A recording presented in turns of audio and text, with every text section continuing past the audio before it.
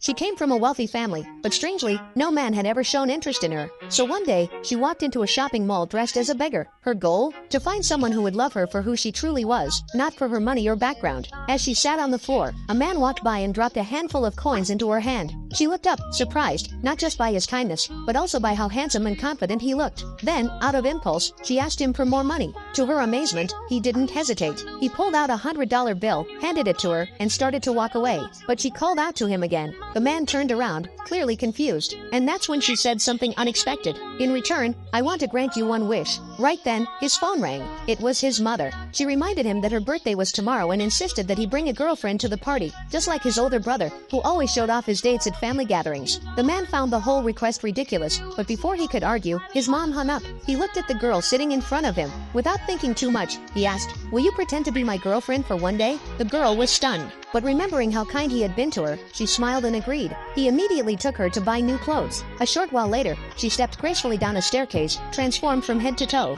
He was speechless. The scruffy girl from earlier was now poised and elegant. He couldn't believe the transformation. She smiled and gave him a sudden hug. Startled, he pulled away and reminded her firmly, "This is just pretend. I'm not looking for anything real." That stung. She pulled back, clearly hurt, and decided to give him the silent treatment for now. With no better option, the man left to pick out a birthday gift for his mom, asking her to stay put while he was gone. The girl wasn't thrilled by his tone, so the moment he left, she called her assistant. "Prepare a birthday gift worth $1 million, she ordered. The next morning, the man showed up with a surprise, a tractor. He wanted them to ride it to his family's countryside home. She was stunned, who still drove a tractor. This confirmed her suspicion that he wasn't wealthy. Still, she kept her cool. Before they arrived, he pulled her aside and told her not to speak too freely at the party. He even coached her on what to say and how to act. She nodded politely, though she had her own plans. At the birthday celebration, his mother was busy accepting gifts and greetings from the guests. The house was full of laughter and compliments. Then the man arrived with the girl by his side. "This is my girlfriend," he announced at the door.